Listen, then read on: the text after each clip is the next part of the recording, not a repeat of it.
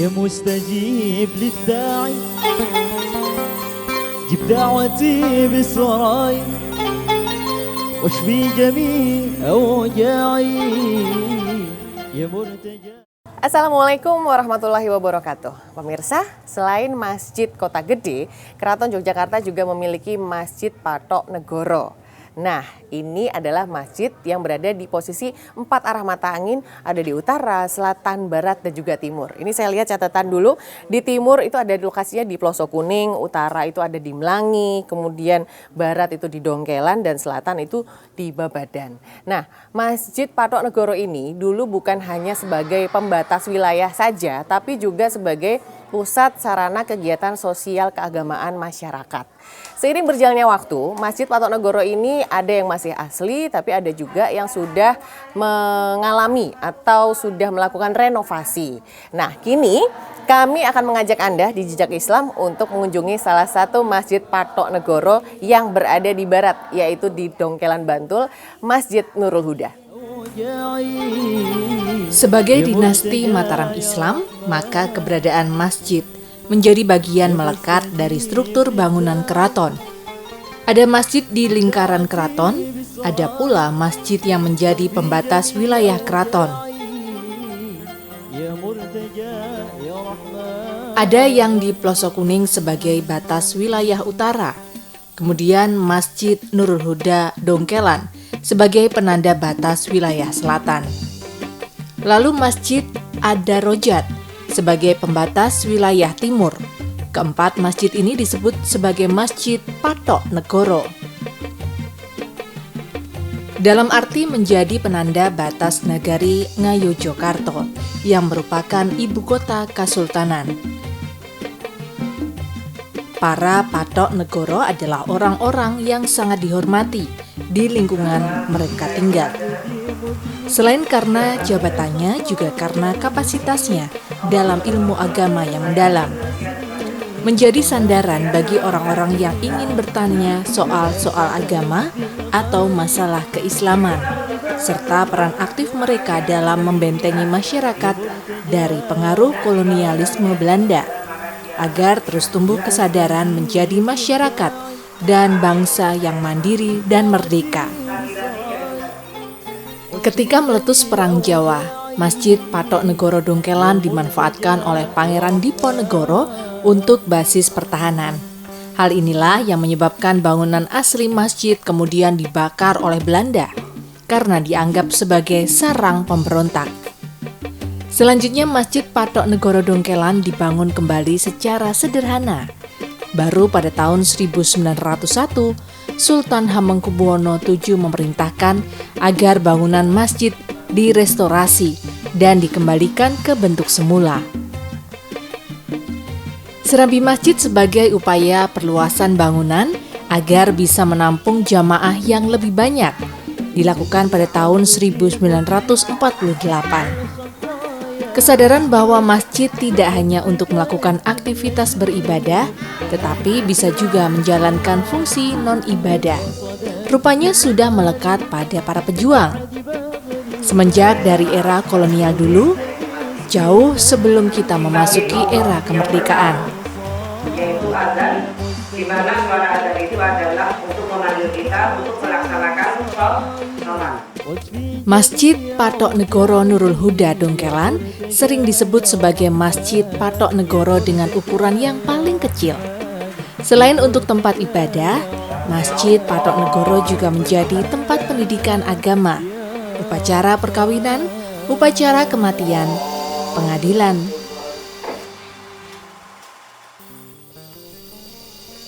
Sekalipun demikian, peran sejarahnya dalam perjuangan Diponegoro sangat signifikan. Masjid Nurul Huda Dongkelan pernah menjadi basis militer atau markas perjuangan Pangeran Diponegoro dan pengikutnya. Sebagai konsekuensinya, masjid ini pernah dibakar oleh Belanda, lalu hanya menyisakan tiang dan ompak batu.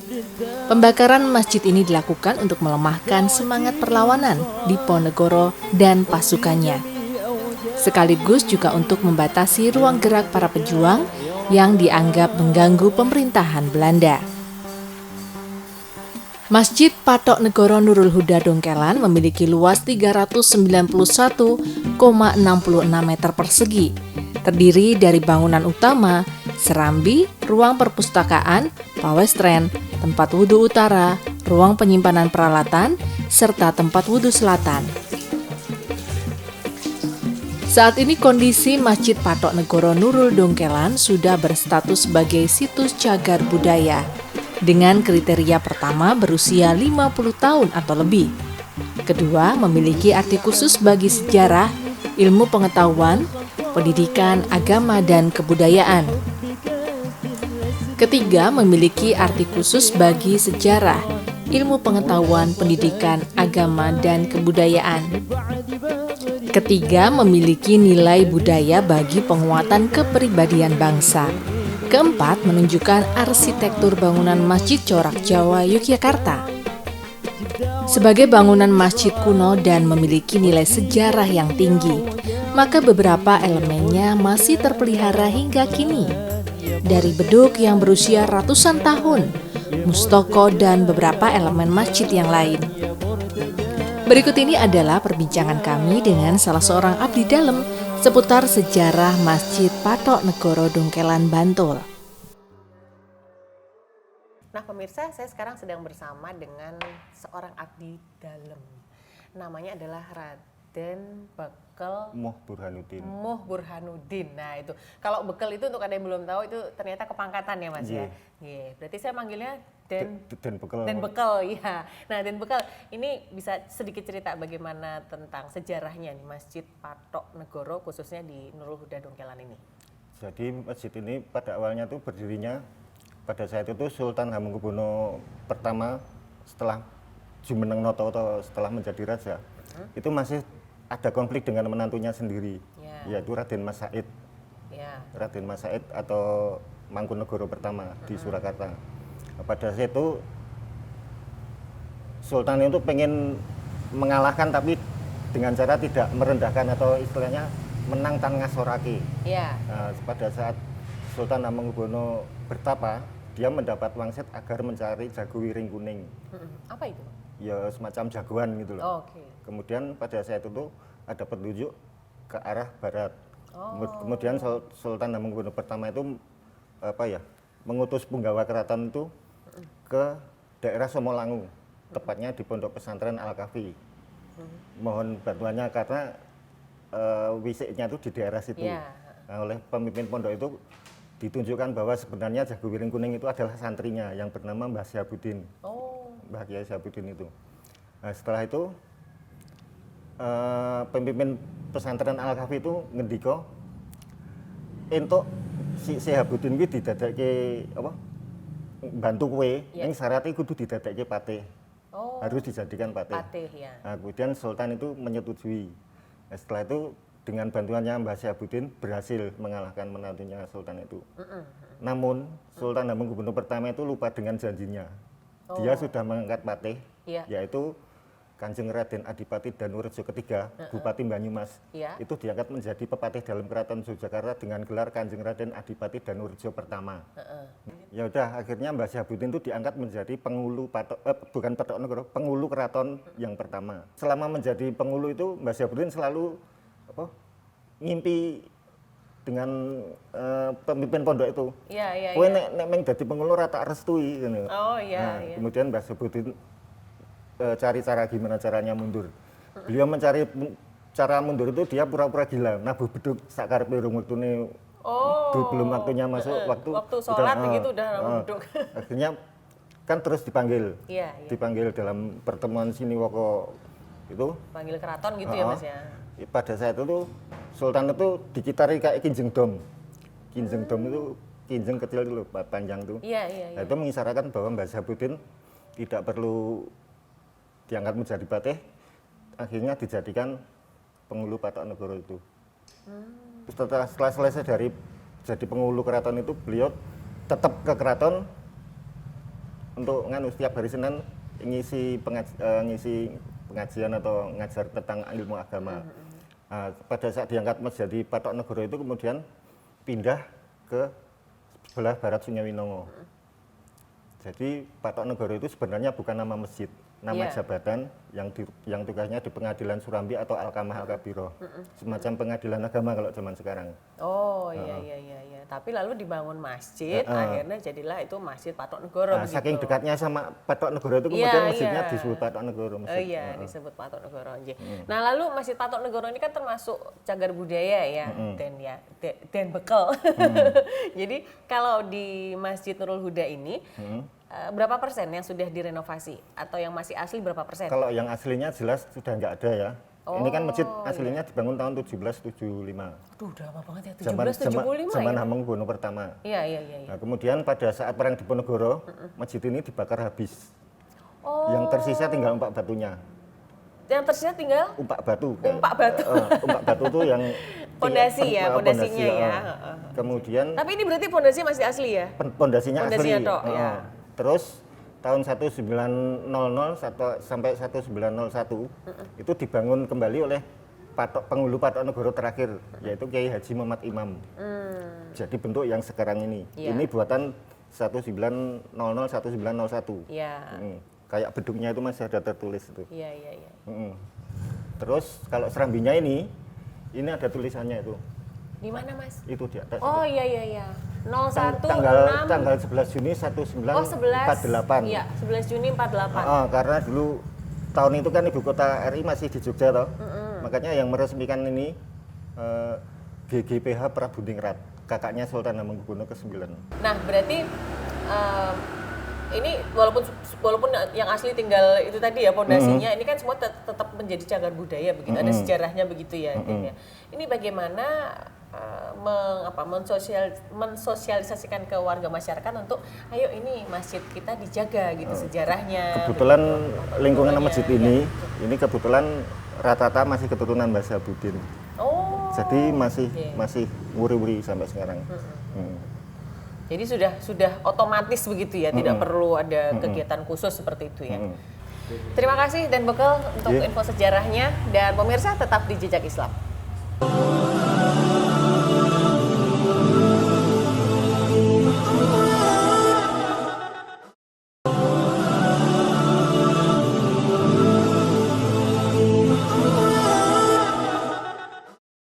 Pemirsa, masjid biasanya menjadi tempat ibadah seperti melaksanakan sholat wajib, sholat sunnah, belajar membaca Al-Quran juga. Nah, Masjid Patok Negoro Nurul Huda yang ada di Dongkelan ini sekarang sudah memperluas peran dan fungsinya ke arah pendidikan dan juga ke arah seni budaya. Di sini ada kegiatan pengajian, kemudian tadarusan, tahfiz, dan juga kegiatan belajar mengajar, khususnya untuk sekolah yang berada di sini di sekitarnya. Nah, untuk itu tetap di Jejak Islam, kita akan ikuti selengkapnya.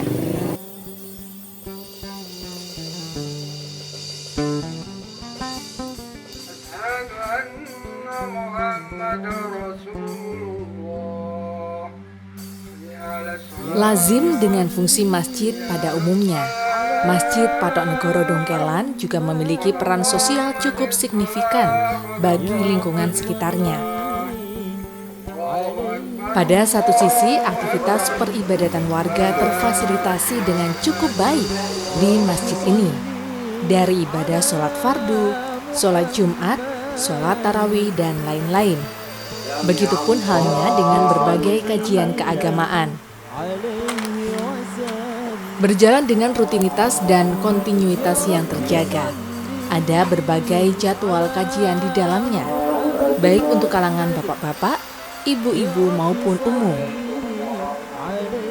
Di samping itu, Masjid Patok Negoro Nurul Huda Dongkelan juga menyediakan sebagian ruangan di dalamnya untuk kegiatan belajar mengajar.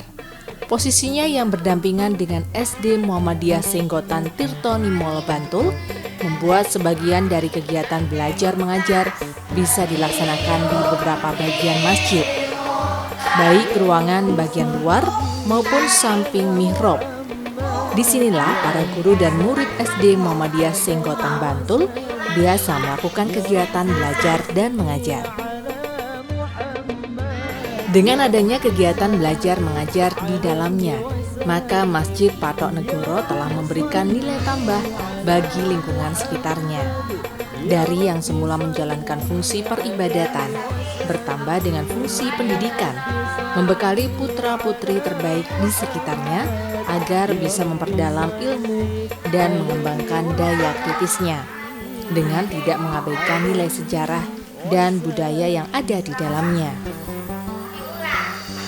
Jika di masa lalu Masjid Patok Negoro Nurul Huda Dongkelan memiliki fungsi sebagai tempat beribadah dan basis militer perjuangan rakyat melawan Belanda, maka sekarang masjid yang sama memiliki fungsi dan peran sebagai tempat beribadah dan tempat penyelenggaraan pendidikan. Bangunan awal Masjid Patok Negoro beratapkan ijuk yang ikut habis ketika masjid dibakar Belanda. Sedangkan ciri utama masjid ada pada mustoko yang terbuat dari tanah liat. Di samping ompak batu, mustoko ini menjadi bagian yang tersisa dari masjid ketika dibakar oleh Belanda. Mustoko asli ini sekarang disimpan dalam kotak kaca, terjaga dan tersimpan dengan rapi. Oleh takmir, mustoko ini diletakkan di serambi depan, berdampingan dengan beduk.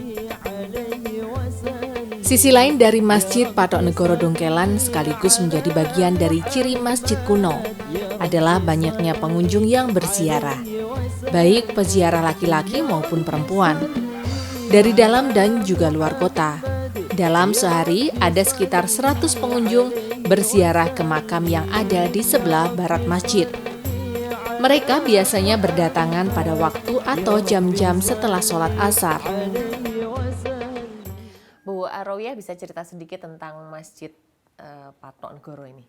Oh ya, Masjid Patok Negoro itu adalah salah satu dari 4 masjid yang Patok Negoro yang ada di Yogyakarta, dan ini sebagai istilahnya sebagai anak dari Masjid Kauman.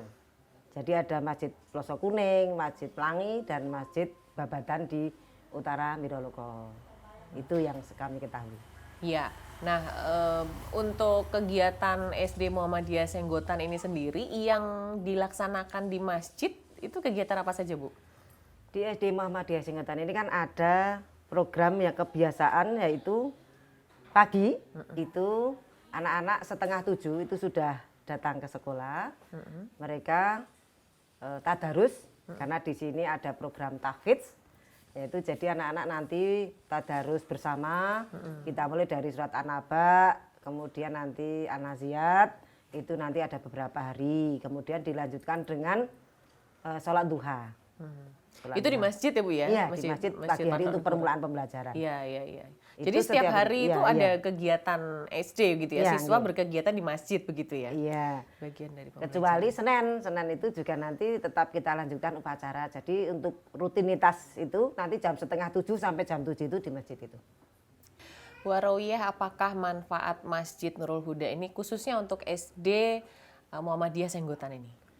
Ya, karena SD Muhammadiyah Senggotan ini berada di lingkungan masjid, kampung, ya. Jadi memang kita tidak punya masjid, jadi kita kerjasama dengan takmir Masjid Patok Negoro ini untuk menyelenggarakan kegiatan-kegiatan yang hubungannya dengan keagamaan. Yaitu tadi seperti saya katakan untuk sholat duha, tadarus, kemudian kalau ada peringatan hari-hari besar. Kemudian di SD Muhammadiyah Senggotan ini juga ada pengajian rutin wali murid dari kelas 1 sampai kelas 6 dan nanti komite, itu juga diselenggarakan di Masjid Patok Negoro.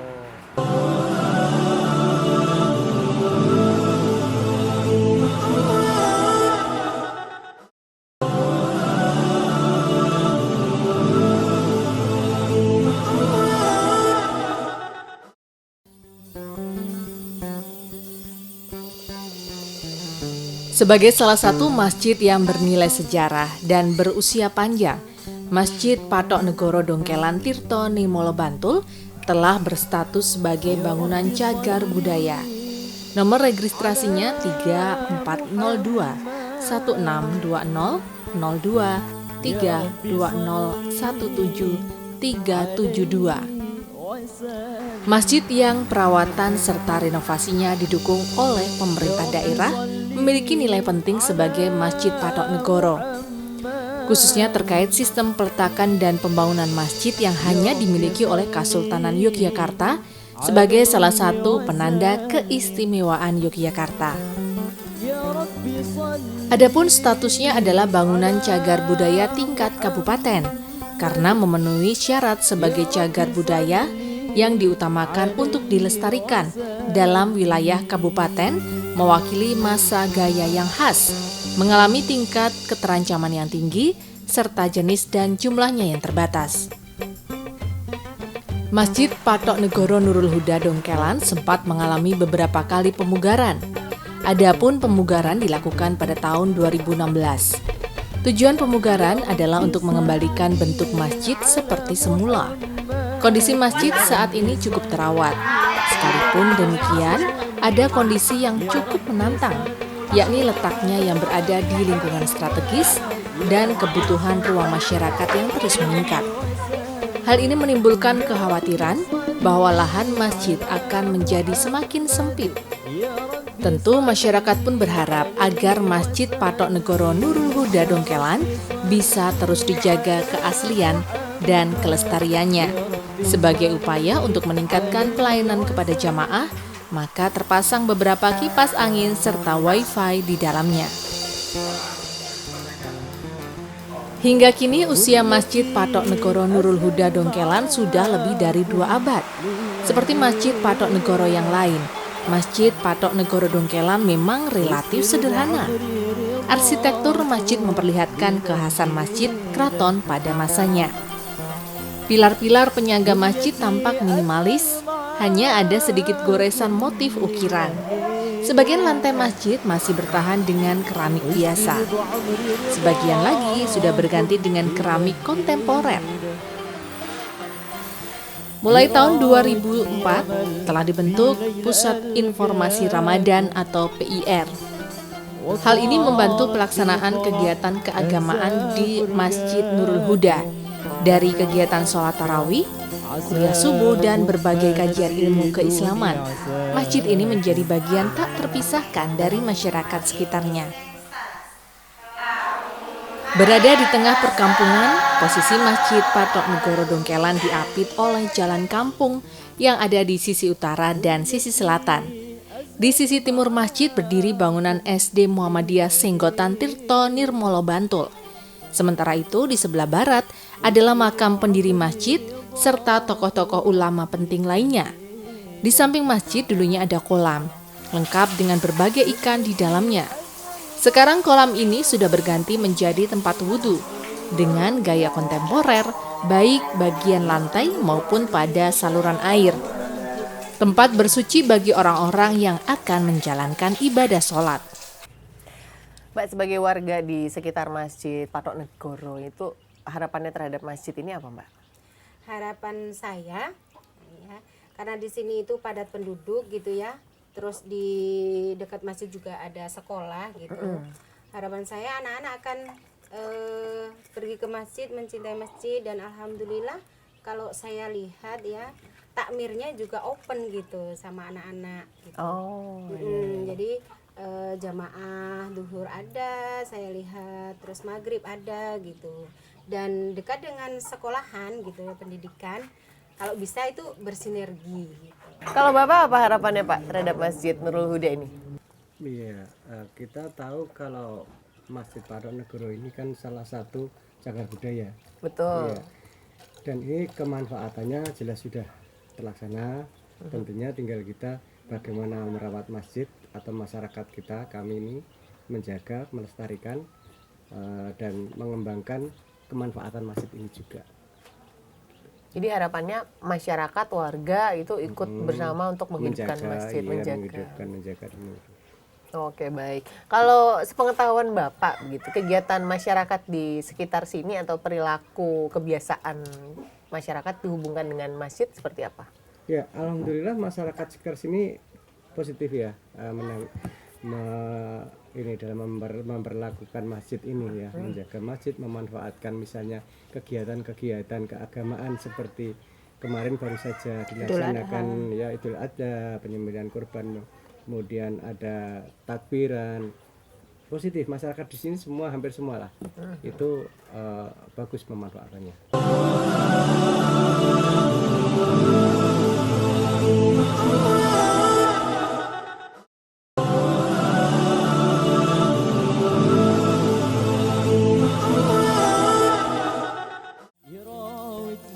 Sebagaimana lazimnya masjid-masjid kuno yang ada di lingkungan Keraton Yogyakarta, maka Masjid Patok Negoro Dongkelan Tirto Nirmolo Bantul juga dilengkapi dengan adanya kompleks makam di sebelah barat masjid.